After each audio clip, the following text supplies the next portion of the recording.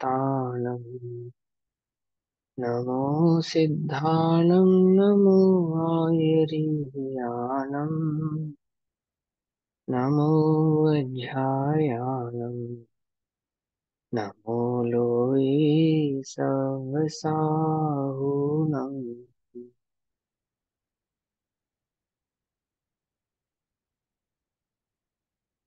ओंकारं बिन्दुसंयुक्तं नित्यं ध्यायन्ति योगिनः कामदं मोक्षदं चैव ओंकाराय नमो नमः। मङ्गलं भगवान् वीरो मङ्गलं गौतमो गणी मङ्गलं कुन्दकुन्दार्द्यो जैनधर्मोऽस्तु मङ्गलम् सर्वमङ्गलमाङ्गल्यं सर्वकल्याणकारकं प्रधानां सर्वधर्माणां जैनं जयतु शासनम्।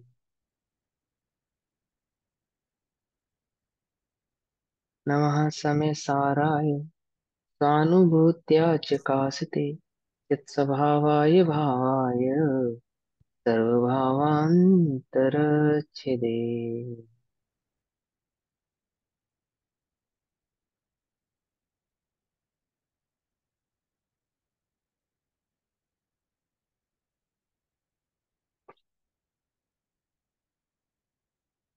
हमारी दोपहरकालीन कक्षा का विषय चल रहा है श्री समय सारजी ग्रंथ और श्री समय सारजी का स्वाध्याय हम सभी आचार्य अमृत चंद्र देव द्वारा रचित आत्मख्याति टीका के माध्यम से कर रहे हैं।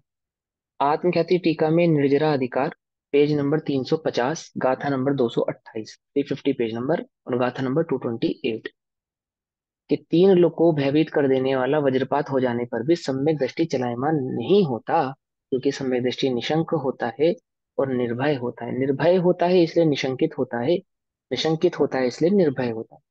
शंका नहीं होती, सम्यक दृष्टि के चित्त में कोई शंका नहीं होती। हम समझते हैं शंका किसको कहते हैं कि जिन वचन में शंका को नहीं होना ही निशंक भाव है, वह भी है, वह भी है। परंतु सम्यक दृष्टि को जो निशंकता होती है वह कैसी निशंकता होती है कि सप्त भय संबंधी जो भाव अज्ञानी के चित्त में होता है वह सम्यक दृष्टि के चित्त में होता नहीं है।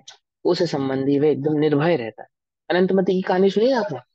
आपके मुंह में क्या कह दिया अपने पिता से कि नहीं आप इसे मत मारो, तो आयुष कर्म के अधीन है जीवन तो, ठीक है ना। अमरचंद सेठ शेर की पिंजरे में जलेबी लेकर चले गए। निर्भय है, निर्भय है इसलिए निशंकित है, कोई शंका नहीं। शंका कैसी नहीं है? वो 7 प्रकार के भय संबंधी जो शंका उसके चित्त में नहीं है वो बतलाएंगे आगे। और जो जो शंका हम समझते हैं जिन वचनों में शंका नहीं होती, परीक्षा प्रधानी को मुख्य कहा, क्या कहा? मात्र आगम को मानने वाले को नहीं मुख्य कहा, आज्ञा प्रधानी को नहीं। अब वो कहेंगे आप तो शंका कर रहे हो, परीक्षा करके इसका मतलब आप तो शंका कर रहे हो। शंका नहीं है वह तत्व संबंधी, आत्म के स्वरूप संबंधी तो उसको कोई शंका नहीं है, क्योंकि उसने आत्मा का अनुभव किया है, आत्म अनुभव किया। तो भी तत्ववादी के संदर्भ में उनके द्रव्य गुण पर्याय के विस्तार में, विस्तृत वर्णन में कदाचित कोई शंका सम्यक दृष्टि को आपने भी हो बोला सकती है। आपने बोला अनंतमती की स्टोरी आपने बोला, तो अनंतमती तो समय दृष्टि नहीं थी, क्योंकि वो तो अगले जन्म में वैशल्य बनी थी। तो समय हाँ, दृष्टि तो तो थी नहीं, तो उसे फिर निशंक कैसे हाँ, उसे था? कोई बात नहीं, कोई बात नहीं। सम्यक दृष्टि थी नहीं थी ऐसा नहीं है कि नहीं थी, व्यवहार सम्यक दर्शन की अपेक्षा से भी कह सकते हैं। दूसरी बात, औपचारिक सम्यक दर्शन रहो, सूक्ष्म सम्यक दर्शन रहो, ठीक है ना। नहीं, अगर ऐसा अगर कोई, होता, अगर फिर तो स्त्रीलिंग हाँ, में जन्म नहीं होता ना दोबारा, अगर ऐसा है ना, एक होकर संबंध छूट होता। जाएगा तो फिर आश्रय हो जाएगा, उसमें कोई बात नहीं है। जितनी देर सम्यक दर्शन की अवस्था बनी रहेगी हाँ, उतनी देर नहीं होता, आगे पीछे तो हो समझ सकता नहीं है आया। ना। किसी जीव का सम्यक दर्शन एक अंतर मुहूर्त का मान के चलिए, अंतर हम्म। मुहूर्त मात्र तक का जो सम्यक दर्शन है, तो अंतर मुहूर्त मात्र तक आमुक आमुक कर्मों का आश्रम नहीं होता, आगे पीछे तो हो सकता है। राजेश खन्ना भी तो सम्यक दृष्टि थे ना, नरक कैसे चले गए? वो तो नरक कैसे पहली कर चले गए बताओ? नरक तो पहले ही बांध ली बस थी ना, नरक आयु बस समय दर्शन बस वो बस भी नरक आयु का बस बंद होता है। उतनी सी बात है, बस उतनी सी, वही उसका उत्तर है, वही उसका उत्तर है, पर ठीक भैया है ना। हम्म। आता तो ऐसे है ना कि सम्यक दर्शन होने के बाद कभी भी वो 41 प्रकृतियां नहीं बनती है नहीं ना। नहीं, ऐसा नहीं है। नहीं नहीं नहीं नहीं नहीं नहीं अगर नहीं। पहले बांधा हुआ हो तो कोई दिक्कत नहीं है, तो भोगना ही है, लेकिन उसके बाद बाद कभी में भी, भी। बाद में भी बन सकती हैं। सम्यक्त का जब तक सम्यक दर्शन की अवस्था बनी रहेगी, तब तक 41 प्रकृतियों का आश्रम नहीं होगा। वापस मिथ्या दृष्टि हो गया तो 41 प्रकृतियों का आश्रम नहीं होगा। सम्यक दर्शन छूट जावे और मिथ्या दृष्टि हो जावे तो 41 प्रकृतियों का आश्रम नहीं होगा, ये कहना चाहते हो आप? ये तो सिद्धांत विरुद्ध बात हो जाएगी। ये बात तो सिद्धांत विरुद्ध हो जाएगी। जो सम्यक दर्शन प्रकट किया है जिस भी जीव ने, वह सम्यक दर्शन की जो अवस्था है जितने भी समय का वो बना रहेगा, 15 दिन तक बना रहेगा, एक अंतर मुहूर्त मात्र बना रहेगा, 6 महीने बना रहेगा, 3 महीने बना रहेगा, जितनी देर तक वह सम्यक दर्शन की अवस्था बनी रहेगी, उतनी देर तक 41 प्रकृतियों का आश्रम नहीं होगा। कदाचित सम्यक दर्शन छूट के मिथ्या दृष्टि हो जावे, मिथ्या दर्शन की अवस्था में, तो वह 41 प्रकृतियां फिर से आश्रम रूप हो जाएंगी, फिर बनने लगेगा। प्रथमोपशम सम्यक दर्शन वाले जीव को आप मुझे एक चीज समझाओ। किसी जीव ने एक बार सम्यक दर्शन किया हो और होके छूट जाए, तो नियम से कब तक, अर्धपुद्गला परावर्तन तक उसको मोक्ष हो जाएगा। तो वह अर्धपुद्गला परावर्तन के बीच में एक बार भी सम्यक दर्शन प्रकट ना करे, मान के चलो, तो फिर 41 प्रकृतियों का आश्रम नहीं होगा क्या उसको अर्धपुद्गला परावर्तन में? तो भैया नरक नहीं जाएगा, स्वर्ग नहीं जाएगा। अर्धपुद्गल हाँ, परावर्तन 2000 सादिक से ज्यादा होता है, कम होता है? ज्यादा होता है, बहुत ज्यादा होता है। तो फिर तो ए, ए, 2000 सादिक के बाद तो हाँ उसका हाँ। छूटेगा ही छूटेगा, फिर तो वो फिर निगोद हो 2000, जाएगा। 2000 सागर शादी के बाद छूटेगा ऐसा नहीं। अभी उसको ध्यान से पढ़ो, फिर से समझो।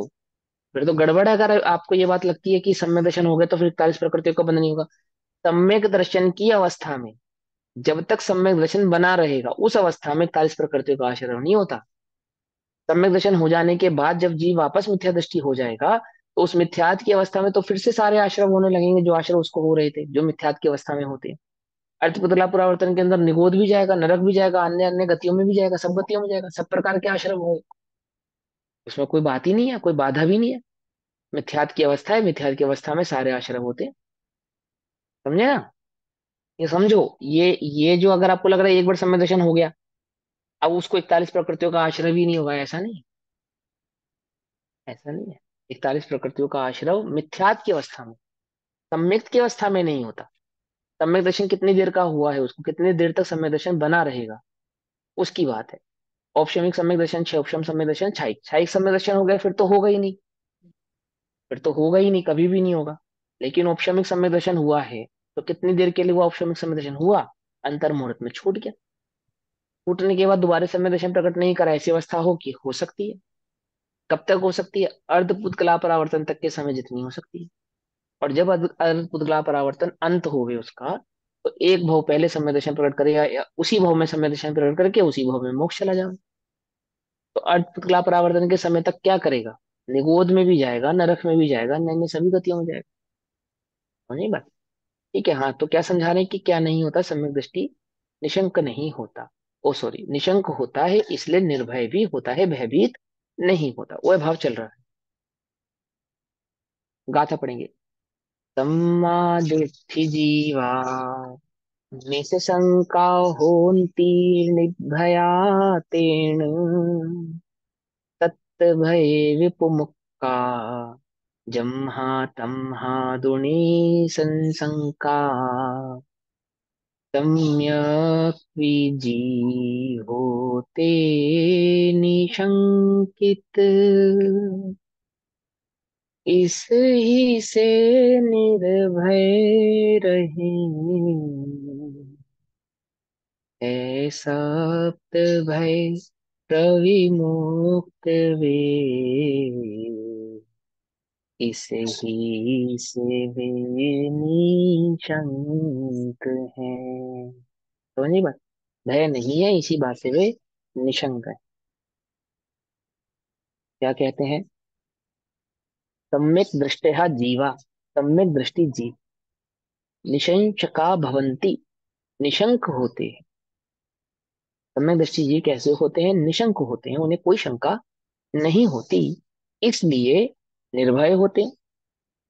कोई शंका नहीं। कैसी शंका नहीं है? इस लोक की, परलोक की, आदि आदि किस प्रकार की कोई उन्हें शंका नहीं है कि क्या होगा, कैसे होगा, कब होगा, ऐसा ना हो जाए, इस प्रकार की कोई उन्हें शंका नहीं है। इस लोक की शंका नहीं है, परलोक की शंका नहीं है। जैसे मानो अभी एक्सप्रेशन उठा ना कि सम्यक दर्शन होने के बाद 41 प्रकृतियों का बंधन नहीं होता, और एकदम से पता लगा, रहे सम्यक दर्शन छूटने के बाद फिर बंद होने लगेगा।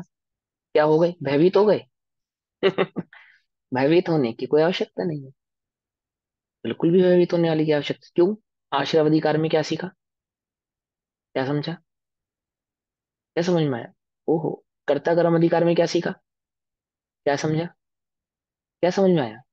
क्या उद्गल परमाणु व कर्म वर्गणा जीव को दुखी करती है? नहीं, जीव को दुखी नहीं करती। जीव स्वयं अपनी योग्यता से दुखी होता है, अपने स्वरूप को भूलकर दुखी होता है। कर्म आश्रव होने लगेगा, इससे मत घबराओ।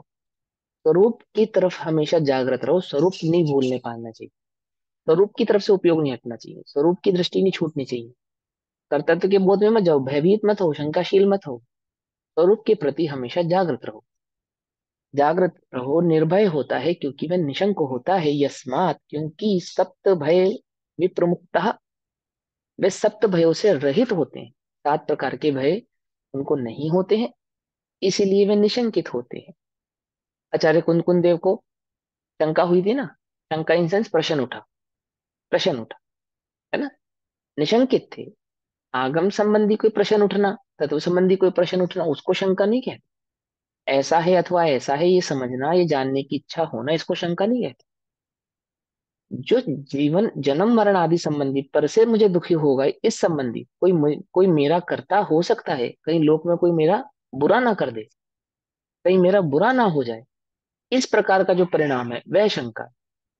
आमुक मेरे दुख का कारण है, आमुक पर्याय मेरे दुख का कारण है, या आमुक प्रसंग मेरे दुख का कारण ना बन जावे, इस प्रकार के जो भय हैं उन्हें आचार्य देव कहते हैं शंका कहलाती है।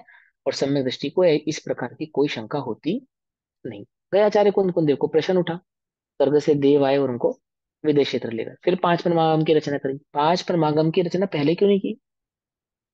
ज्ञान नहीं था, समझ नहीं थी, ऐसा नहीं है। संकेत थे, ऐसा भी नहीं है। समझे ना? तत्व संबंधी कोई विस्तृत जानकारी का कम होना उसको शंका नहीं कहते। समझे ना, उसको शंका नहीं कहते। जो सहज स्वरूप स्वभाव है, चैतन्य भाव है, वह अकस्मात किसी के द्वारा दुखी किया जा सकता है। एक द्रव्य दूसरे द्रव्य का कर्ता हो सकता है। आयुष आदि प्राणों से ही मेरा जन्म मरण होता है, इस प्रकार की जो धारणा है उसको शंका कहते हैं। ऐसी शंका सम्यक दृष्टि को नहीं होती। क्यों? क्योंकि उसको भय भी नहीं होते, वे 7 भयों से रहित होते हैं, इसलिए निशंकित होते हैं। निशंकित होते हैं अर्थात अडोल होते हैं, चलायमान नहीं होते, घबराते नहीं हैं, डरते नहीं। ठीक? क्योंकि सम्यक दृष्टि जीव सदा ही सर्व कर्मों के फल के प्रति निराभिलाषी होते हैं। निर्जराधिकार में क्या चल रहा है? निकांक्षा, निकांक्षित होते हैं ना, कोई कांक्षा नहीं। निकांक्षित अंग है ना, सम्यक दर्शन का अंग है। निर्वांछक, निकांक्षक, निकांक्षित, कोई कांक्षा नहीं। क्या कांक्षा नहीं है? कि कर्म के फल की कोई कांक्षा नहीं है, इसलिए निशंकित भी है। निशंकित है क्योंकि निर्भय है। सम्यक दृष्टि जीव सदा ही सर्व कर्मों के फल के प्रति निरभिलाषी होते हैं, कोई अभिलाषा नहीं होती, इसलिए वे कर्म के प्रति अत्यंत निरपेक्षतया वर्तते हैं। अत्यंत निरपेक्षतया वर्तते हैं अर्थात अत्यंत हे बुद्धि के साथ वर्तते हैं। कर्म के उदय को अत्यंत हे बुद्धि से जानते हैं। अत्यंत निरपेक्ष होना अर्थात अत्यंत हे बुद्धि से जानना। हम कर्म के उदय को हे बुद्धि से जानते हैं, उपादेय बुद्धि से जानते हैं। ओहो, मैं दुखी हूं क्योंकि मेरे कर्म का उदय है, ये तो उपादेय बुद्धि है, ये तो मैं उपादेय बुद्धि है। आमुक कर्म के उदय के कारण मैं वर्तमान में दुखी हो रहा हूं, ये तो उपादेय बुद्धि है। क्या लिखा है? इसलिए वे कर्म के प्रति अत्यंत, बिना किसी अपेक्षा के, निरपेक्षतया, जिसमें कोई अपेक्षा नहीं है, किसी भी कर्म के उदय की कोई अपेक्षा नहीं। बोलो भैया, कैसे कर्म का उदय चाहते? कोई अपेक्षा नहीं है, कैसी भी अपेक्षा नहीं। समझ में आई बात, नहीं समझ में आई? समूह शरण में जावे हम और भगवान के ज्ञान में झलके कि भैया ये अभवी है, मैं अभवी हूँ। और अब अभवी समूह शरण जा सकते हैं, नहीं जा सकते? बोलो भैया। जा सकते हैं, अभवी भी जा सकते हैं, उसमें कोई बात नहीं है। नहीं, अभवी अभवी जीव, तो फिर भव्य समूह के आगे नहीं जाते ना। सुनो, अभवी अभवी को मतलब समझो। उसके आगे नहीं जाते ना। सुनो, अभवी भी जा सकते हैं समोशरण में। अभवी कहने का तात्पर्य जो अभव्य जीव समय समोशरण में हाँ, जाते, मतलब भव्य वो जीव है पर अभी दूर भव्य है। हाँ, वो तीव्र कषाय की अपेक्षा से जो वर्तमान में तीव्र कषाय वाले होते हैं उनको भवी कहते हैं वर्तमान युग में। ठीक है ना। जो जिनवाणी जिनको नहीं सुहाती, जिन्हें जिनवाणी अच्छी नहीं लगती, जिन वचन अच्छे नहीं लगते, देवशास्त्र गुरु के प्रति प्रीति नहीं होती, उनको भवी कहते हैं। लेकिन जो वो जो पारिणामिक भाव वाला अभवी है ना, ऐसा जीव समोचन नहीं जाएगा, कभी जा सकता है, कोई बात नहीं, मोक्ष ही तो नहीं जाएगा बस। मोक्ष ही तो नहीं जाएगा, जिनवाणी भी सुन सकता है। सम्यक दर्शन ही तो नहीं प्रकट होगा उसको, उसके ज्ञान में आवे, उसको सुने कि भगवान ने, इससे मालूम चले उसके ज्ञान में कि भैया ये सभी कभी जो देखो, अभवी जीव होता है ना, पारिणामिक भाव वाला अभवी, तीन प्रकार के होते हैं, भवी, अभवी और दूरानुदूर भवी। तो अभवी माने ये नहीं कि उसकी सदैव तीव्र कषाय ही रहेगी, ऐसा नहीं होता। हमेशा तीव्र कषाय ही रहेगी ऐसा नहीं है। चार लब्धियां तो किसको होती हैं? चार लब्धियां तो किसको होती हैं? भवी हाँ, को भी भव्य होती भी है, हो भवी को सकता भी है होगी। भव्य भी। हाँ, होती है, नहीं होती है? तो चार लब्धि कैसे हो जाएगी बोलो? बिना बिना जिन वचन सुने हो जाएंगी चार लब्धियां? बोलो, नहीं होंगी ना। जिन वचन सुनेगा तभी होगी। तमोशरण में जावे और ज्ञान में झलके भगवान के कि ये तो अभवी है, ऐसा जाने, फिर क्या होगा? जैन धर्म छोड़ देगा है। यदि रुचि होवे, जिन वचनों की रुचि हो, अभवी होवे, तो भी क्या नहीं छोड़ता? भगवान की शरणागति नहीं छोड़ता। ये तो उसकी बात है जो अभवी है। ये तो उसकी बात है जो अभवी है, जिसे भगवान का स्वरूप समझ में आवे, जिन वचन समझ में आवे, सुहावे, इतनी कषाय मंद हुई हो। सम्यक दृष्टि नहीं है, मिथ्या दृष्टि है, अभवी है। और यहाँ प्रायोग पे आदि लब्धि अभवी विशुद्धि हम आदि। इस अपेक्षा से कह रहे हैं कि वो कभी मोक्ष नहीं जाएगा, या इस अपेक्षा से हाँ, कह रहे हैं कि अभी कषाय तीव्र है? भैया ध्यान से सुनो, देखो, ध्यान से सुनो। अब सुन रहे हैं? ध्यान से सुनो। अभवी उसको भी कहते हैं जिसकी कषाय तीव्र होवे, जिसे जिन वचन नहीं सुहाते। हम उसकी उस अभवी की बात कर रहे हैं जिस अभवी को चार लब्धियां भी होती है ना।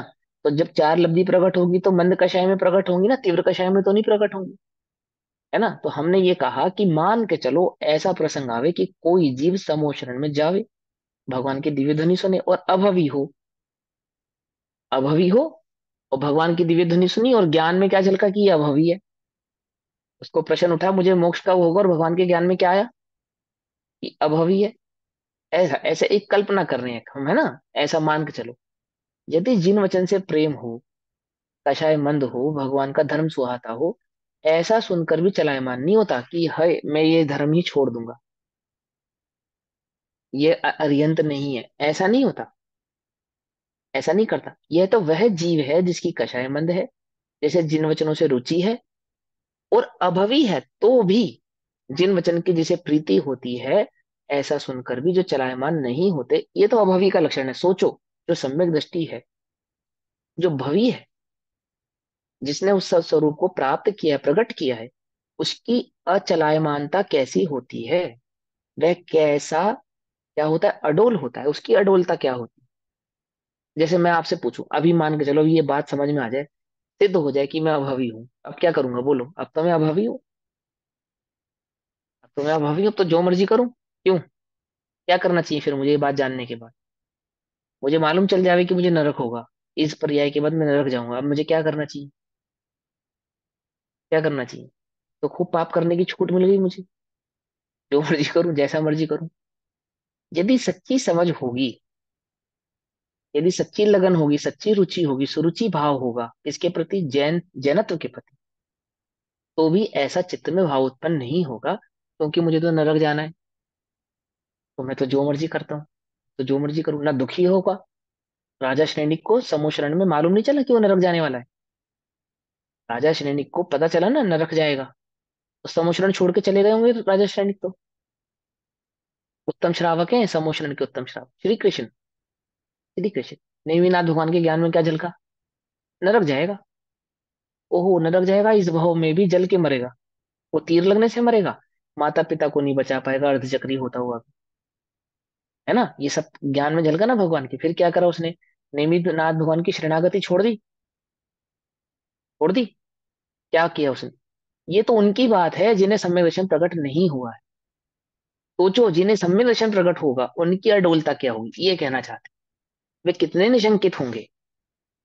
जिन्हें अभी सम्यक दर्शन प्रकट नहीं हुआ, वे ही इतने निशंकित हैं आने वाली आगामी पर्यायों के प्रति, जिनको अभिलाषा नहीं है। क्या किसकी अभिलाषा नहीं है? कर्म के फल के प्रति निरभिलाषी होते हैं। ये सारे उदाहरण मैंने क्या दिए, ये तो उनकी बात है जिन्हें सम्यक दर्शन प्रकट नहीं हुआ है, मात्र जिन वचन सुहाते हैं वे ही इतने निरभिलाषी हो जाते हैं।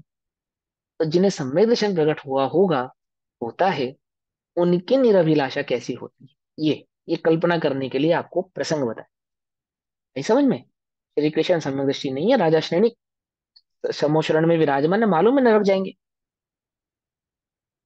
रावण, रावण शांतिनाथ भगवान का भक्त। क्या लिखा है उसमें, पद्म पुराण में, कि भगवान की भक्ति में इतना निमग्न हुआ शांतिनाथ भगवान की भक्ति में, कि वो बीणा की तार टूट गई। तो बीणा की तार टूट गई तो अपने हाथ से नस निकाली और बीणा में बांधी। अब वो तो उसके प्रसंग को अतिशोक्ति के आधार पर समझा रहे, मग्नता उसकी बतलाई। कौन है वो? मिथ्या दृष्टि है। सीता के लिए अभिलाषी है, सीता के लिए अभिलाषी है, राज्यपाट का अभिलाषी है, सीता का अभिलाषी है, राज्यपाट का अभिलाषी है, सबका अभिलाषी है। और समुशरण में जाने भी, क्या जाने, मुझे आवाज कट गई होगी, कोई बात नहीं। समुशरण में गया ना भगवान के, मुनि सूरतनाथ भगवान के समुशरण में, क्या जाना? नरक होगा। जब उसने उसने नियम लिया वहां पे कि मैं किसी भी स्त्री को उसकी मर्जी के बिना, समुशरण में नियम लेकर आया था ना, उसकी मर्जी के बिना उसका उसका हरण नहीं करूंगा, उसको टच नहीं करूंगा, छूऊंगा नहीं उसे। नहीं जाना था उसने कि नरक जाएगा? नहीं जाना होगा। हर किसी को अभिलाषा होती है, रावण को भी थी जानने की अगला भव क्या है। तो भी शांतिनाथ भगवान की क्या नहीं छोड़ी, भक्ति नहीं छोड़ी। मुनि सूरतनाथ भगवान, शांतिनाथ भगवान, है ना, क्या नहीं छोड़ा उनका, उनकी भक्ति नहीं छोड़ी। अजैनत्व को प्राप्त हो गया हो, ऐसा नहीं। किसकी बात है ये उसकी बात है जिन्हें सम्यक दर्शन प्रकट नहीं हुआ है, जिन्हें जिन वचन सुहाते हैं वे इतने निरभिलाषी हो जाते हैं। तो जिन्हें सम्यक दर्शन प्रकट होता है, वो इस लोक परलोक आदि के भयों से कितने निशंकित होते होंगे, ये जरा कल्पना की जाने वाली बात है। क्या कहते हैं, क्योंकि सम्यक दृष्टि जीव सदा ही सर्व कर्म के फल के प्रति निरभिलाषी होते हैं। सभी कर्म के फलों के प्रति निरभिलाषी होते, कोई अभिलाषा नहीं होती। इसलिए वे कर्म के प्रति अत्यंत निरपेक्षतया वर्तते हैं।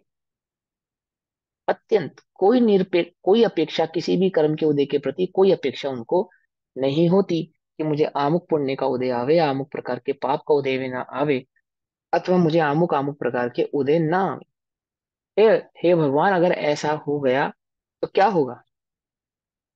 क्या होगा? बोलो भैया, ऐसा हो गया तो क्या होगा? कुछ नहीं होगा। न ध्रुव की दृष्टि है ना, उसको कुछ नहीं होगा।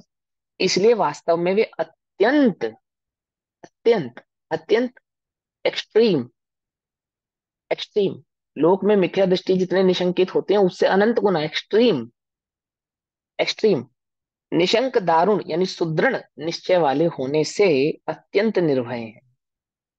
अत्यंत निर्भय हैं। बोलो भैया। तो इस सेठ सुदर्शन को उठा के ले गई दासी, है ना, और फिर उसकी वो बदनामी हुई, उसको सूली पे चढ़ाने लगे। तो ऐसा भी भय उत्पन्न नहीं हो, अरे सूली पे चढ़ा देंगे, कम से कम मैं बोल तो दूं मैंने कुछ नहीं किया। क्या? साधु थोड़ी थे, मुनि थोड़ी थे, गृहस्थी तो थे, कह सकते थे मैंने कुछ नहीं किया, ये झूठ कह रही है, ऐसा मैंने कुछ नहीं किया। हमें क्या लगता है, मिथ्या दृष्टि को क्या लगता है, अब हम बोलेंगे नहीं तो, अब निमित्त भी तो कोई चीज होती है, बोलेंगे नहीं तो फिर कहाँ से बनेगी बात? बोलना तो पड़ेगा ना। ऐसे ऐसे उठाते ना प्रश्न कि भैया सब कुछ ज्ञाता रहने से क्या होगा, और निमित्त भी तो कोई चीज होती है, और ऐसा भी तो होता है, और वैसा भी तो, ऐसा तर्क उठाते नहीं उठाते? सेठ सुदर्शन को तर्क नहीं उठा, अरे मेरे बिना बोले कैसे मालूम चलेगा, जब तक मैं बोलूंगा नहीं तब तक पता कैसे चलेगा? बोलना चाहिए मुझे कि मैंने ऐसा नहीं किया, ये पाप मैंने नहीं किया, कहना चाहिए ना। इतना भी उसको क्या नहीं है, विकल्प नहीं आया, क्या है वे? निशंक है। क्या है, सूली पे चढ़ा चढ़ा। सम्यक दृष्टि की निशंकता समझते हो? नहीं कहा, नहीं कहा, वह जानता है, कहने से, कहने से क्या होगा, पर्याय बदलती नहीं। निमित्तों से उदय बदलते नहीं है, निमित्त बदल देने से उदय बदलते नहीं। मिथ्या दृष्टि को क्या लगता है, निमित्तों को कर्ता मानता है, इसलिए उसे ऐसा लगता है भैया निमित्त भी तो कोई चीज है, और ऐसा नहीं करेंगे तो कैसा करेंगे, और ऐसा नहीं होगा तो कैसा। समझे नहीं समझे? निमित्त भी तो कोई चीज है। अब हम करेंगे नहीं, हम कहेंगे नहीं, हम बोलेंगे नहीं, हम ऐसा नहीं करेंगे तो कैसे हो जाएगा? ऐसे कैसे हो जाएगा? कैसे हो जाएगा बोलो, कैसे हो गया? शेर शेर सुदर्शन का कैसे हो गया? कैसे हो गया? ऐसे ही हो गया। और लगेगा बिल्कुल उल्टा उल्टा, परंतु वह सुदृढ़ निश्चय वाले होने से अत्यंत निर्भय है। सुदृढ़ निश्चय वाले होने से अत्यंत निर्भय है। किससे निर्भय है? वो 7 प्रकार के भय। अल्टीमेटली क्या है? अब क्या होगा, इस प्रकार का जिसको भय नहीं। सूली पे चढ़ा रहे, मर जाऊंगा मैं, बोलो भैया मर जाऊंगा। मर जाएगा नहीं मर जाएगा? समय दृष्टि मर जाएगा, मिथ्या दृष्टि नहीं मरता। न मरण का जिसको भय नहीं, सूली पे चढ़ाने से मेरा मरण हो जाएगा, ऐसे जिसको शंका नहीं। शंका नहीं है ना, अत्यंत निर्भय है। देखो उसकी कहानी आती है। जो सुभोम चक्रवर्ती थे, उनको शंका हम्म। हुई वो तो कि वो सब तो एकदम से भय भी था। नरक। वो हाँ, तो भय भी था, वो तो जब नरक तक जाएगा, वो तो मिथ्या नमकान दृष्टि है। युद्ध का जाप कर रहे हाँ। थे तब तक तो वो ठीक था, हाँ। है ना। है ना। सिद्ध चक्र का विधान रचाया मैना सुंदरी ने, तो पिता ने क्या कहा कि मैं तेरा विवाह, भाई कोई करता नहीं है ना, कोई करता नहीं है, मैं तो तेरा पालन करने वाला नहीं हूँ, सब उदयाधीन है, तो मैं तेरा विवाह कोड़ी से कर दूंगा। अब निमित्त भी तो कोई चीज होती है पिताजी, आप कैसी बात कर रहे हो? ऐसा थोड़ी होता है, आंखों देखी मक्खी थोड़ी निकली जाती है, क्यों? कि ऐसा नहीं होता है ना, एक द्रव्य दूसरे द्रव्य का करता नहीं है, वो बात तो ठीक है, लेकिन निमित्त भी तो कोई चीज होती है, अब थोड़ी ना कोड़ी से विवाह कर दोगे आप। कुछ नहीं, ठीक है, आपको जैसा ठीक लगता है ठीक है। अब मैं आपके अधीन हूँ, आपको जो लगता है तो ठीक है, आपके अधीन हूँ, आपके आधार से जो कार्य होगा ठीक है। लेकिन आपको मैं अपना थॉट प्रोसेस बदलूं तो वो तो नहीं मैं बदल सकती, क्योंकि जो स्वरूप है, वस्तु स्वरूप है, वो तो ऐसा ही है। मैं तो कोई अलग है, कोई भिन्न है, ऐसा तो नहीं। फिर क्या हुआ? फिर उसकी कोड़ी से शादी हुई या चक्रवर्ती से शादी हुई है? चक्रवर्ती। चक्रवर्ती होता है वो चक्रवर्ती। हमें क्या लगता है, हम क्या समझते हैं? अब हमारे बोले बिना तो बात बनेगी नहीं। अब ये ऊंची आवाज में बोल रहा है और हम दबी आवाज में भी नहीं बोलेंगे तो कैसे बनेगा काम? बोलना तो पड़ेगा, अपने हक की लड़ाई तो लड़नी पड़ेगी। लड़नी पड़ेगी नहीं लड़नी पड़ेगी? अपने हक की लड़ाई है भाई। भरत ने भी तो लड़ी थी अपने हक की लड़ाई। तो खाली भरत ही याद आते हैं तुम्हें? हैं? अभी तुम्हारे नियरेस्ट कितने सारे हो चुके हैं, वे याद नहीं आते? क्या कहते हैं? निर्भय होता है निश्चय, दृढ़ निश्चय वाला होने से ऐसी संभावना की जाती है, अर्थात ऐसा योग्यता माना जाता है, अर्थात उसकी ऐसी योग्यता मानी जाती है कि वह सुदृढ़ निश्चय वाला होता है। अब 7 भयों के कलश रूप काव्य कहते हैं, वो जो 7 भय उस सम्यक दृष्टि जीव को नहीं होते हैं, उन 7 भयों के स्वरूप को समझाने के लिए आचार्य अमरचंद्र देव कलश कहते हैं। 155 नंबर का कलश 2 भयों को समझाने के लिए, इसमें पहले इहलोक और परलोक के भयों का काव्य कहेंगे। कलश नंबर 155 में 2 प्रकार के भय, इस लोक और परलोक के भय के संदर्भ में आचार्य अमरचंद्र देव हमको बताएंगे। क्या कहते हैं? कलश नंबर 155 नंबर। लोकः शाश्वत एक ऐष सकलौ, व्यक्तो विविक्तात्मनः, लोकं स्वयमेव केवलमयम्, यल्लोक्यत्येकतः, लोकोऽयं न तवापरस्तदपरस्यास्ति, तद्भिः कुतो निशशङ्कः सततं शयन् स सहजन्, ज्ञानं सदा विन्दति। निशशङ्कः सततं स्वयं स सहजम्, ध्यान रखना, ज्ञानम सदा विन्दति। क्या कहते हैं? ऐशः, यह चित स्वरूप लोक ही। कौन सा लोक? चैतन्य स्वरूप लोक। हाँ, ये 3 लोक नहीं, चैतन्य स्वरूप लोक, यानी स्वद्रव्य क्षेत्र स्वकाल स्वभाव, इसको कहा चैतन्य लोक। यह चित लोक स्वरूप, चित स्वरूप लोक ही विविक्तात्मना भिन्न आत्मा का, अर्थात पर से भिन्न रूप परिणमित होने वाले आत्मा का, यह जो मेरे अनंत दर्शन ज्ञान सुख वीर्य आदि हैं, ये जो मेरा स्वद्रव्य स्वक्षेत्र स्वकाल स्वभाव है, ये जो परलोक से भिन्न है, अन्य सभी द्रव्यों से भिन्न है, ऐसा शाश्वता एक सकल व्यक्त लोक, शाश्वत एक और सकल व्यक्त सर्व काल में प्रकट लोक है, अन्य कोई लोक नहीं है। लोक क्या है? क्या है मेरा लोक? ये जो मेरा अनंत गुणात्मक चैतन्य स्वरूप है, यही मेरा लोक है, अन्य और कोई मेरा चिल्लोक ही लोक नहीं है। ममलोक है, उसमें आता है ना, हाँ, चिल्लोक ही ममलोक है। हाँ, मम लोक है। आएगा भी आगे वाली का, उसमें आएगा ये लोक के।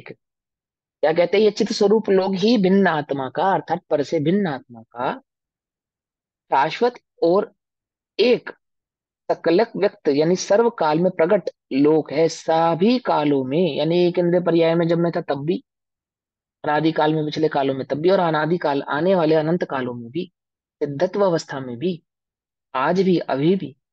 क्या है मेरा लोक? देह मेरा लोक नहीं है। कहाँ रहते हो? शरीर में रहते हैं। अथवा कहाँ रहते हो? दिल्ली, गाजियाबाद, उत्तर प्रदेश आदि आदि। कहाँ कहाँ रहते हैं? ये तीन लोक में रहते हैं, मध्य लोक में रहते हैं, कहाँ रहते हैं? त्रिलोक ही चित चैतन्य भाव, ये जो चैतन्य स्वरूप मेरा भगवान आत्मा स्वरूप है, शाश्वत और एक सकल व्यक्त है, यही मेरा लोक है। क्योंकि ये किसकी भावना है? ये किसका श्रद्धान है? सम्यक दृष्टि का श्रद्धान है ये उसका श्रद्धान है, यही मेरा लोक है। क्योंकि केवलम चित्त लोकम, मात्र चित्त स्वरूप लोक को अयम स्वयमेव एककः लोकयति, यह ज्ञानी आत्मा स्वयमेव एकाकी देखता है, अनुभव करता है। एकाकी देखता है यानी एकत्व भाव से देखता है, मम भाव से देखता है, मेरा है मम स्वरूप से देखता है, एकाकी देखता है, अखंड देखता है। समझ लो एकाकी मतलब अखंड भाव से एक देखता है, ममत भाव से, मेरा है, एक यही है, अन्य कुछ नहीं है। समझे ना? एक मैं ही हूं, अन्य कुछ नहीं है। कौन देखता है? यह ज्ञानी, यानी उस आत्म भाव को जानने वाला, अनुभव करने वाला आत्मा स्वयं एकाकी देखता है। एकाकी देखता है, एकमात्र देखता है, एकमात्र अनुभव करता है। यह चित स्वरूप लोक ही तेरा है। अब आचार्य देव आपको उपदेश दे रहे हैं, ये चैतन्य स्वरूप लोक ही तेरा है। ज्ञानी भी ऐसा ही अनुभव करता है, यही एकमात्र तेरा स्वरूप है, यही तेरा लोक है। तद अपरा, क्या बता रहे हैं? इस लोक कब है और परलोक कब है? ना तू इस लोक को जानता है, ना तू परलोक को जानता है। जिसे तू यह लोक मानता है वह भी तेरा स्वरूप नहीं है, जिसे तू परलोक मानता है वह भी तेरा स्वरूप नहीं है। इस लोक और परलोक आदि से भिन्न, यानी इन तीन लोकों के परिणमनों से भिन्न एक चैतन्य स्वरूप स्वभाव ही तेरा लोक है। ऐसा ही ज्ञानी उसे एकाकी भाव से अनुभव करते हैं। वाचार्य कहते हैं वह अनुभव करते हैं, यह चित स्वरूप लोक ही तेरा है। तदपर, उससे भिन्न दूसरा कोई लोक, उससे भिन्न, इस चैतन्य आत्मा से भिन्न कोई दूसरा लोक। कौन सा लोक? यह लोक अथवा परलोक अथवा ये तीनों लोक। अयम लोक अपरहा, यह लोक या परलोक तो ना तेरा नहीं है, ऐसा ज्ञानी विचार करता है। और मात्र विचार ही नहीं करता, जानता है। जानता है दैट मीन्स अनुभव करता है। क्या जानता है? उसको क्या समझ में आया? यह लोक और परलोक मेरा नहीं, एक चैतन्य स्वभाव ही मेरा लोक है। तस तत् भी कुतः अस्ति, इसलिए ज्ञानी को इस लोक का तथा परलोक का भय कहाँ से हो? बोलो, जो वस्तु तुम्हारी नहीं है उसके छिन जाने का, चुर जाने का, नष्ट हो जाने का, उसका क्या भय है तुम्हें? जो मेरी नहीं है, जिसपे जिसपे मेरा अधिकार नहीं है, जो मेरी निश्रय यानी कि मेरे अंडर नहीं आती, है ना, जो मेरी नहीं है, उस वस्तु के साथ क्या होगा उसका कोई भी भय मुझे नहीं है। नहीं है, क्यों नहीं है? क्योंकि मेरा नहीं है। और जिसमें मेरा ममत्व भाव है, यानी जिसमें मेरा ममकार भाव है, एकाकी भाव है, उसमें पर का प्रवेश होता नहीं है। पर उसको छू सकता नहीं है, ग्रहण नहीं कर सकता, उसका कर्ता नहीं हो सकता। ऐसे ही एकाकी चैतन्य स्वरूप भाव का जिसने अनुभव किया है, वही उसका एकमात्र लोक है। अन्य कोई लोक उसका लोक नहीं है। इस लोक का तथा परलोक का भय कहाँ से होगा? उस ज्ञानी को, उस सम्यक दृष्टि जीव को, उस आत्मवेदी को इस परलोक का अथवा इस लोक का भय कहाँ से होगा? क्या होगा? क्या बल होगा बनारसी दास जी पर जो कहते हैं, चले बनारसी दास फिर नहीं आवना? कहाँ से नहीं आवना? कि तुम जिसे लोक समझते हो, वह तो हमारा है ही नहीं। जैसे तुम लोग समझते हो, क्या समझते हो, जन्म मरण आदि का जो लोग समझते हो वह तो मेरा ही नहीं, देह आदि तो मेरा है ही नहीं, है ना। निज लोक हमारा वासा हो, लोकांत बने फिर हमको क्या। जागे मम बोधि दुर्लभ प्रभु, दुर्नैतम सत्व टल जावे, बस ज्ञाता दृष्टा रह जाऊं, मद मत्सर मोह विनश जावे। याद है, निज लोक हमारा वासा हो, लोकांत बने फिर हमको क्या। निज लोक चैतन्य लोक, चित्त लोक, लोक तथा परलोक का भय कहाँ से हो। सह स्वयं सततम निशंक का सहजम, ज्ञानम सदा विन्दति, ज्ञानम सदा विन्दति। वह तो स्वयं निरंतर निशंक वर्तता हुआ, सहज ज्ञान का, सहज ज्ञान का अर्थात अपने ज्ञायक भाव स्वरूप का, अपने चैतन्य भाव का सदा अनुभव करता है, सदा उसकी वंदना करता है, सदा उसको नमस्कार करता है, सदा उसको ग्रहण करता है, एकमात्र उसका ही वेदन करता है। विन्दति, विन्दति एकमात्र उसका ही वेदन करता है। किसका वेदन करता है, ज्ञानम सदा विन्दति, अपने ज्ञायक भाव स्वभाव का ही एकमात्र वह वेदन करता है। कब, निरंतर, किसी भी अवस्था पर अवस्था में, स्थिति में, परिस्थिति में क्या नहीं करता, पर का अनुभव नहीं करता। इस लोक और परलोक का क्या नहीं है, उसको भय नहीं है। इसलिए वह कैसा है, निशंक है, निशंक है। इस भाव में जीवन पर्यंत अनुकूल सामग्री रहेगी या नहीं, रहेगी या नहीं। ऐसी चिंता रहना, यह लोक का भय। ऐसा चिंतन करना, ऐसी चिंता रहना, इस लोक का भय है। चिंता रहना ना, वो रामचंद्र जी का है ना, कितना बढ़िया प्रसंग है। चले गए, चले गए एकदम राजपाट छोड़ के चले गए। क्या चिंता करें, रहेगा या नहीं रहेगा। अब क्या होगा, और पीछे से भरत ने हथिया लिया तो हम जा रहे हैं और पीछे से है, कोई इस लोक का भय नहीं है। पर भव में क्या होगा, पर भव में क्या होगा, अब यहाँ से जाएंगे तो कहाँ जाएंगे, क्या होगा, किस गति में जाएंगे, क्या गति होगी। ऐसा चिंता का रहना परलोक का भय। ज्ञानी जानता है कि यह चैतन्य ही मेरा एक नित्य लोक है, जो कि सदाकाल प्रकट है। इसके अतिरिक्त दूसरा कोई लोक मेरा नहीं, कहीं और मैं जाने वाला नहीं हूं, कहीं और मैं जा सकता नहीं हूं।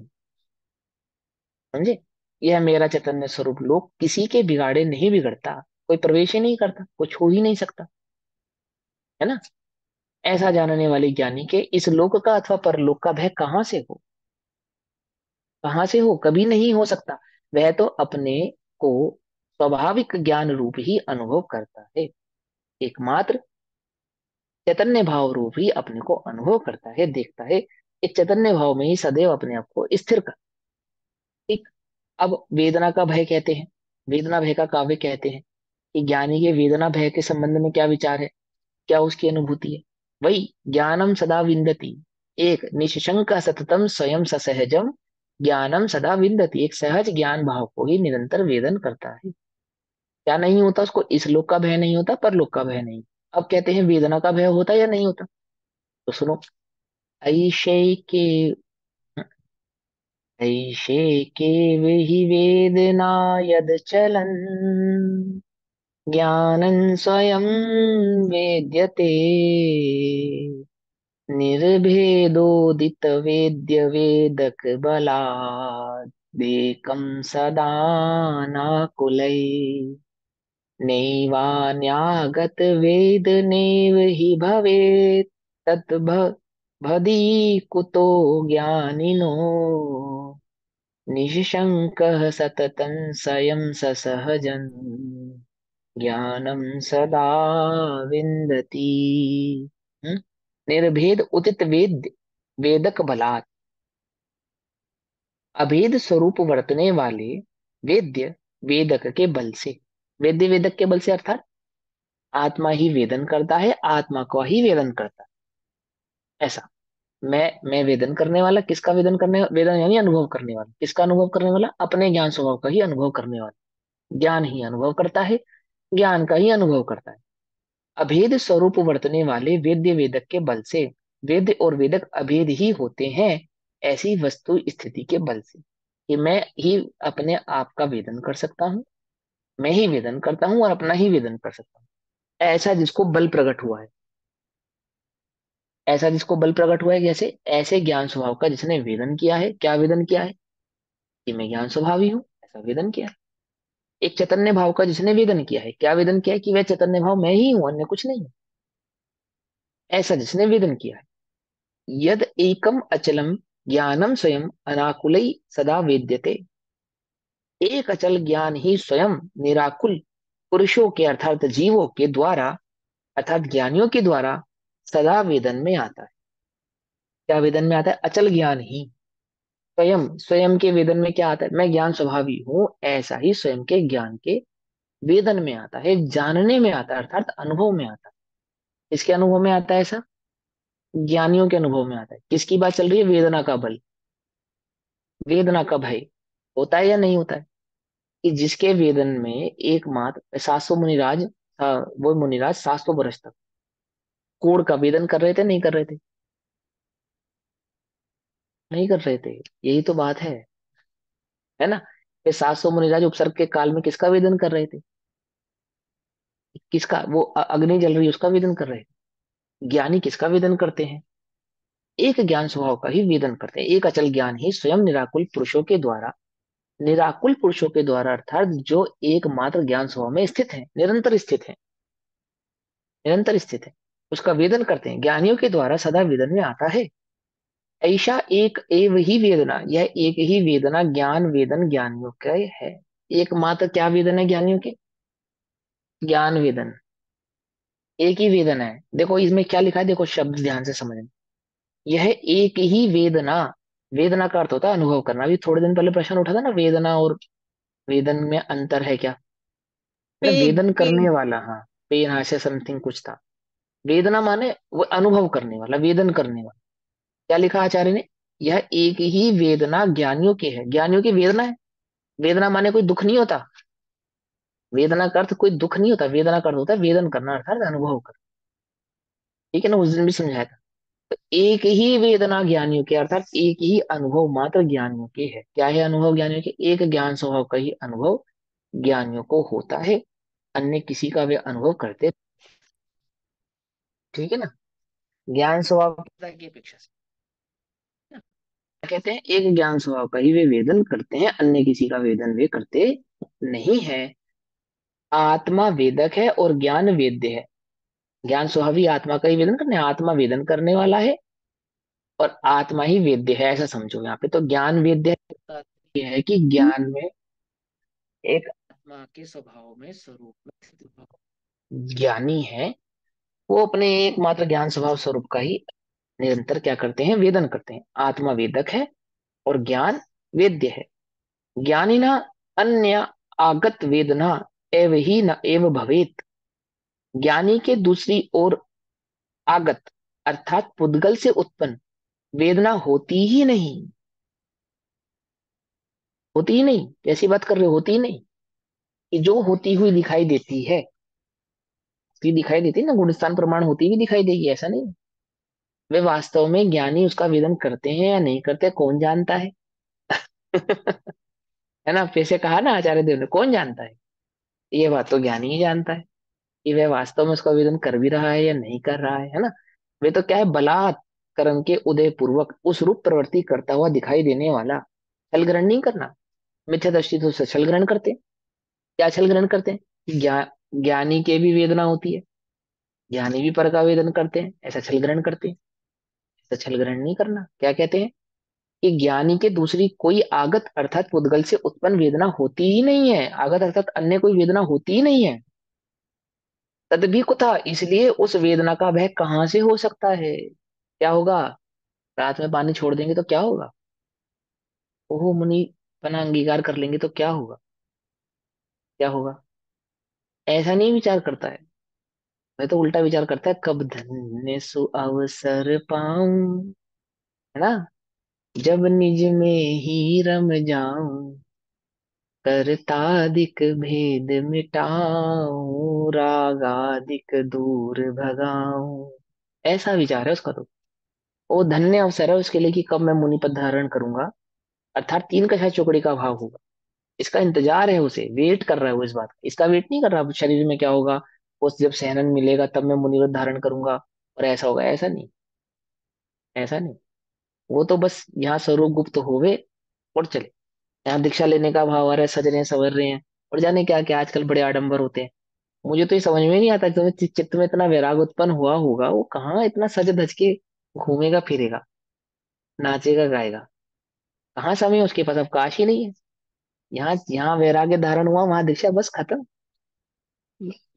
चलो जो भी है सुनो, इसलिए उसे वेदना का वह कहाँ से हो सकता है, जिस देह को उसने अपना माना ही नहीं, जिसका वह वेदन करता ही नहीं, उसमें उसका जिसका वह अनुभव ही नहीं करता, उसका उसका वेदन वह कैसे कर सकता है। उसमें होने वाले साता असाता आदि का वेदन तो उसके होता नहीं है। सह स्वयं सततम निशंक सहजम ज्ञान सदा विन्दति, वह तो स्वयं निरंतर, उसके वीतराग भाव को समझो, यानी कि उसके राग की तरफ मत देखो, उसका कितना जबरदस्त वीतराग भाव है, उसको वो चौथे गुण स्थान में भी है। ऐसा ही नहीं है, छठे में तो प्रकट है, छठे में तो प्रकट है, और वह चौथे में भी वीतराग भाव है। इसीलिए ज्ञानी के जीवन में क्या नहीं होता, अन्याय अनीति अभक्ष इसलिए नहीं होता, ये उसका लक्षण है। अन्याय अनीति अभक्ष की बात भी सिर्फ चौथे गुण स्थान की अपेक्षा से, पांचवे छठे में तो मतलब ही नहीं है। लेकिन चौथे गुण स्थान में भी जो उसका जीवन होता है, बाहरी जीवन, जिससे तुम पहचान नहीं सकते वो ज्ञानी है ज्ञानी, तो भी एक ऐसा नहीं होता, अन्याय अनीति अभक्ष वाला नहीं होता। क्यों नहीं होता, इतनी पक्की है ना उसको बात, है ना वो अनंतमति को बात पक्की, इस सांप को मारने से कोई प्राण बच जाएंगे, ऐसा नहीं है। ऐसा नहीं है कि तुम्हें लगे कि मैं अभक्ष पदार्थ का सेवन करूंगा तो मेरे प्राणों की रक्षा हो जाएगी। बिल्कुल भी नहीं है, 1% भी नहीं है, 1% भी नहीं। डॉक्टर भी कोई ऑपरेशन कर देगा ना, कोई गारंटी नहीं लेता। एक सर के दर्द की गोली की भी गारंटी नहीं है, 99% है उस पर लिखी बात, 100% गारंटी नहीं है। लेकिन ज्ञानी की 100% गारंटी है कि मैं पर का सेवन नहीं करता पर मेरा कोई बिगाड़ सुधार नहीं कर सकता। निमित्ताधीन उसको दृष्टि नहीं है। क्यों भैया, निमित्त 1% काम करता है या 99% काम करता है? 99% काम उपादान की योग्यता से होता है, और 1% काम निमित्त की दृष्टि से होता है ना, ऐसे ही है ना नहीं, बिल्कुल भी नहीं। हाँ, निमित्त होता है, ये बात 100% है। निमित्त से काम नहीं होता, ये है, ये 200% है क्या निमित्त उपस्थित होगा, ये बात तो 100% है। निमित्त से कार्य नहीं होगा, ये 1000% पक्की बात है कि निमित्त से कार्य नहीं होता। होता ही नहीं, उपादान की योग्यता से होता है। सारे पांच कौन समय जाने, पूर्वक ही होगा। वो तो 5 समय पूर्वक होगा, वो तो बात पक्की है। निमित्त होगा, निमित्त से कार्य नहीं होगा। निमित्त होगा, निमित्त से कार्य नहीं होगा। कौन जाने, कौन जानता है, ज्ञानी जानते हैं। ठीक है ना। तो क्या कहते हैं, इसलिए उसे वेदना का भय कहाँ से हो, इस बात की वेदना का भय हो, अमुक अमुक प्रकार के उदयों में। वो किस प्रकार की वेदना का, कि नहीं हमने तो सुना है, क्या सुना है भैया आपने, कि वे मुनिराज को भस्म व्याधि रोग हुआ और उन्होंने दीक्षा का विच्छेदन कर दिया। उन्होंने दीक्षा का विच्छेदन करते, किसने कहा उन्होंने दीक्षा का विच्छेदन किया? उन्होंने तो गुरु आज्ञा का पालन किया, गुरु आज्ञा का पालन किया। गुरु ने जाना, क्या जाना, कि अभी तेरा आयुष शेष है ना। तो उन्होंने कहा, क्या कहा, कि अभी तू कुछ समय के लिए दीक्षा को विच्छेद। फिर ठीक है, जब रोग दूर हो गया फिर क्या किया, फिर गृहस्थ हो गए ना, फिर तो गृहस्थ ही रहे। जब रोग दूर हो गया तो फिर मुनि हो गए। क्यों, कि रुचि किसकी थी, संयम की, त्याग की, वैराग्य की, वो रुचि थी ना। तो रोग दूर होने का फिर वहीं आ गए। हमारे जैसा हो तो, हमारे गुरुदेव हमें कोई नियम की छूट देते हुए, अब तो छूट हो गई अब भटके भी ना गुरु के पास कि दोबारा नियम ना दे दें बड़ी मुश्किल से तो जंजाल से छूटे हैं। हैं? समझे नहीं समझे, मिथ्या दृष्टि की भी धारणा कैसी है। हमें दृष्टि की धारणा ऐसी नहीं है। वेदन नहीं करता, पर का वेदन नहीं करता, इसलिए उसे वेदन का भय कहाँ से हो सकता है। सह स्वयं सततम निशंक सहजम ज्ञानम सदा विन्दति, वह तो स्वयं निरंतर निशंक वर्तता हुआ, बिना किसी शंका के वर्तता हुआ सहज ज्ञान का सदा अनुभव करता है। सहज ज्ञान का निरंतर ही अनुभव करता है, वेदन करता है। सुख दुख को भोगना वेदना है, सुख को भोगना भी वेदना है, दुख को भोगना भी वेदना है। वास्तव में पर का अनुभव करना या स्वयं का अनुभव करना, अनुभव करना वेदना है, वेदन करना ही वेदना है। ज्ञानी के अपने एक ज्ञान मात्र स्वरूप का ही उपभोग है, अर्थात वेदन है। वह पुद्गल से होने वाली वेदना को वेदना ही नहीं समझता, वेदन ही नहीं करता तो वेदना कैसे समझेगा। वह पुद्गल का वेदन ही नहीं करता, अर्थात पुद्गल का अनुभव ही नहीं करता। इसलिए ज्ञानी के वेदना भय नहीं है। क्या नहीं है ज्ञानी के? वेदना का भय नहीं है। ठीक। वह तो सदा निर्भय वर्तता हुआ ज्ञान का ही अनुभव करता,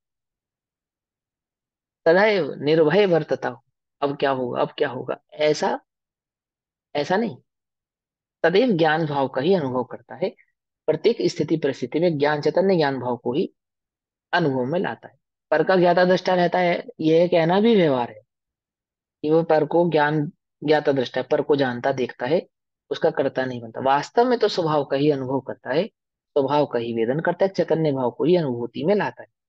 अब अरक्षा भय का काव्य कहते हैं कि ज्ञानी के अरक्षा का भय होता है या नहीं होता। अचानक से कोई बात हो जाए, मेरी रक्षा कौन करेगा? हम्म।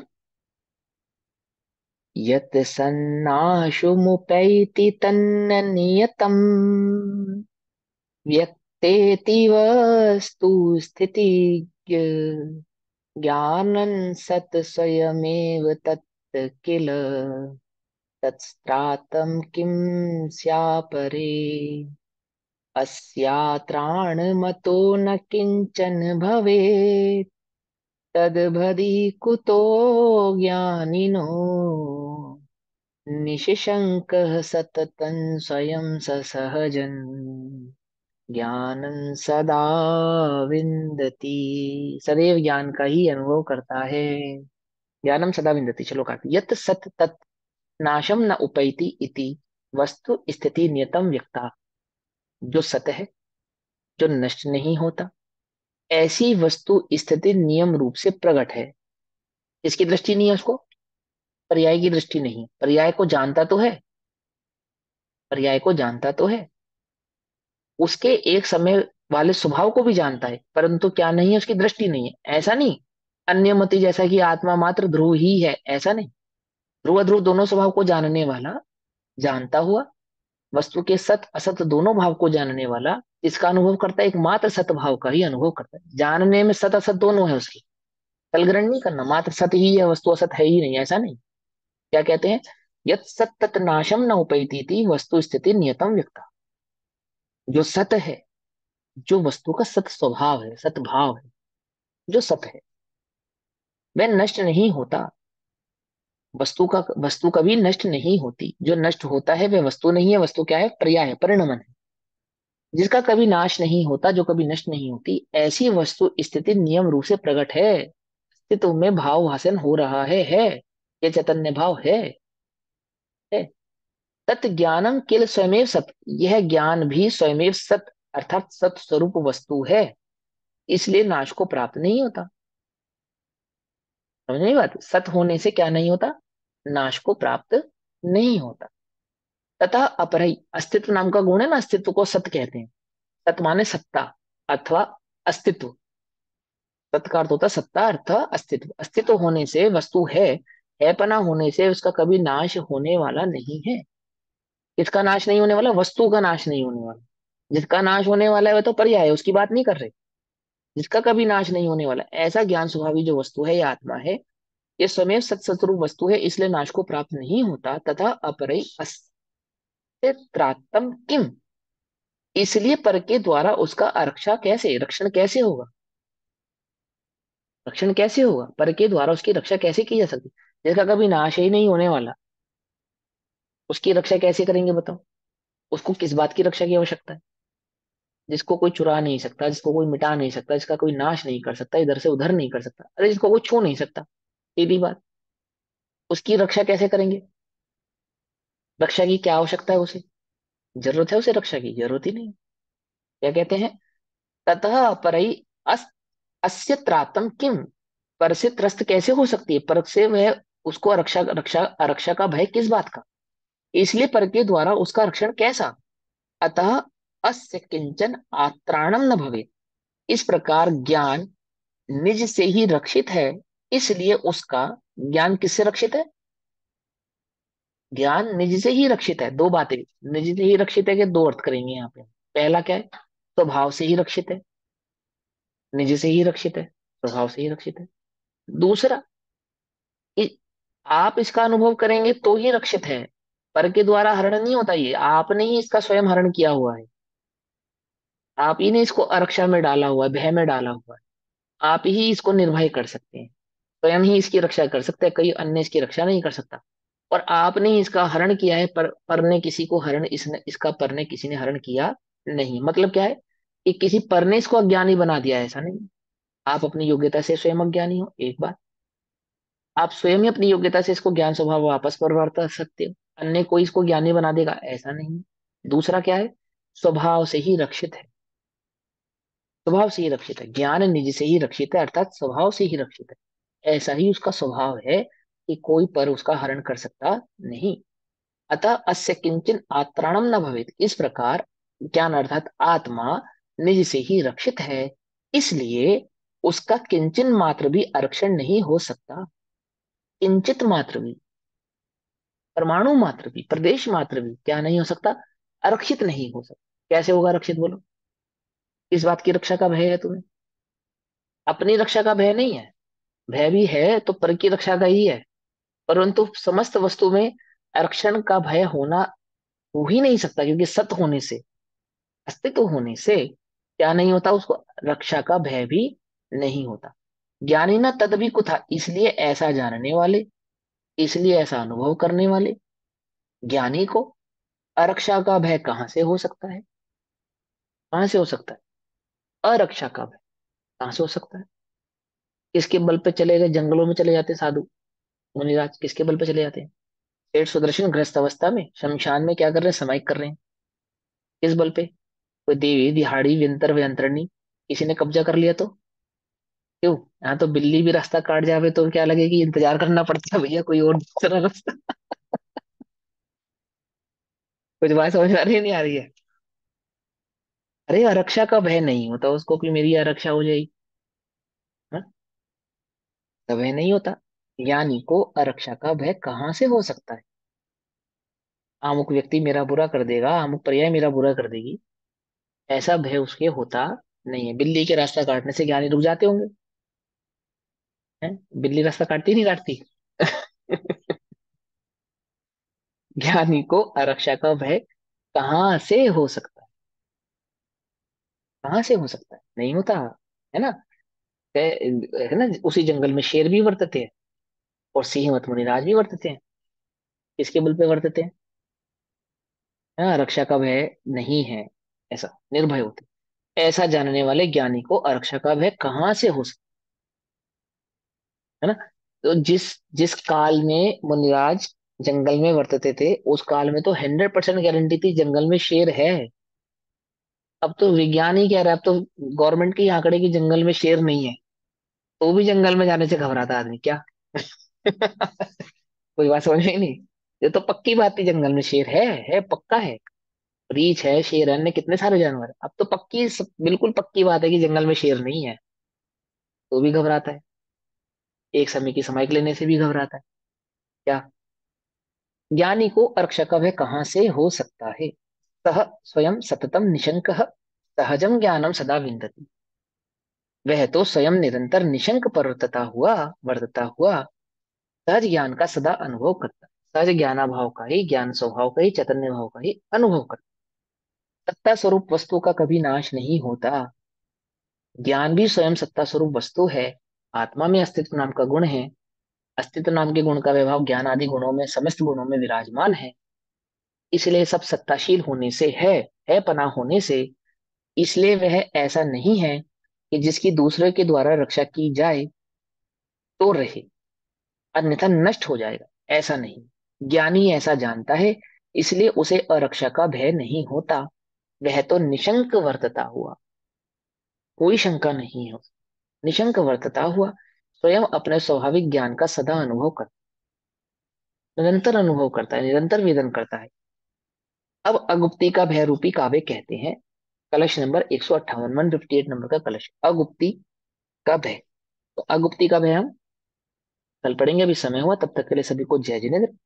ओम नमः सिद्धेभ्य। निज निधि निज में बताई, यह अनंत उपकार है उसके लिए जिनवानी माँ को वंदना शतबार।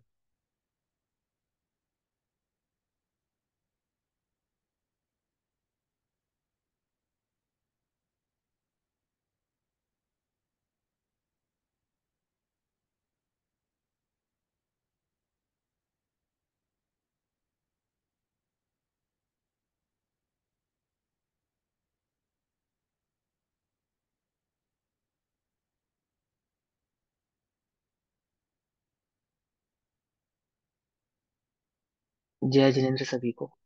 जय जय श्री जिनेंद्र सभी को। जय जिनेंद्र भैया। जय जिनेंद्र सभी को जी।